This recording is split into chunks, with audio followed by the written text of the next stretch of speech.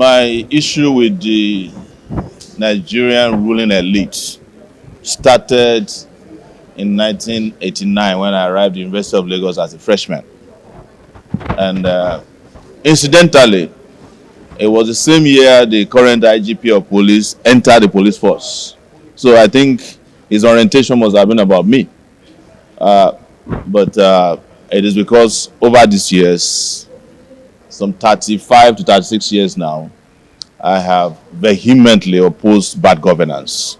I've vehemently opposed any traditional corruption in our system, oppression, and the violation of the dignity and the rights of our people.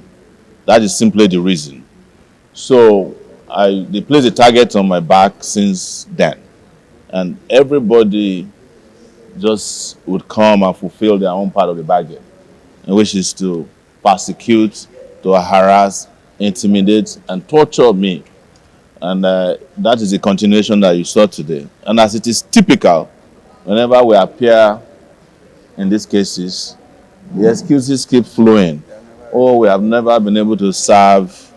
We don't know where the witnesses are. We don't have our paperwork. The height of it, of course, was in 2019 when I was charged for treason, which typically carried a death penalty by the Buhari regime, the now extinct Buhari regime. So I'm just explaining to those who might have just heard about this for the first time that this persecution is historical. And today we are only witnessing that history. But I can guarantee you that these guys will be defeated and disgraced.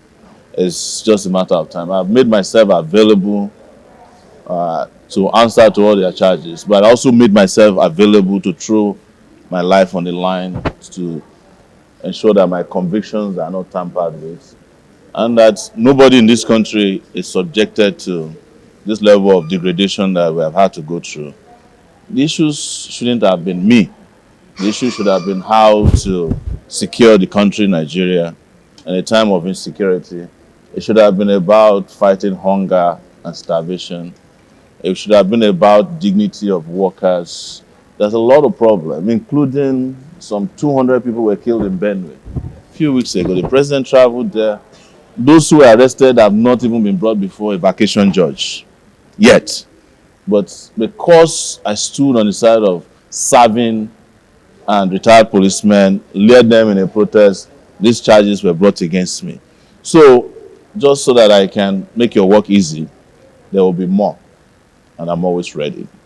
In continuation of the charade that was started against Mr. Sowere since 1989, filed a 3-count amended charge accusing Mr. Sowere of publishing a police wireless report. But principally, the major grounds of the police IG was the protests that Mr. Sowere and some retired police officers held in demanding for better welfare for the Nigerian police force. They also accused them of making publications about, in quotes, the mistress of the country. They were 3 counts filed by officers and lawyers in the office of the IG. We have informed them that those charges are incompetent. The charges are unlawful, and they are just mere attempts at wasting our time, their time, and more importantly, taxpayers' money on frivolities. We filed an objection where we have informed the police IG that the police IG has no power under the Police Act of 2020 to use his office to fight personal vendetta. The petitioner, the nominal complainant in this 3-count charge that we came to court for today is Yemisi Kuti, the alleged mistress of this IG. She is a principal staff to the IG and an officer in the Nigerian police. The Police Act clearly forbids any police officer serving or retired from using the instrumentalities of the office of the police force to fight for personal vendetta and as a means of settling personal score. The instant charge today is an example of such an abuse of prosecutorial powers.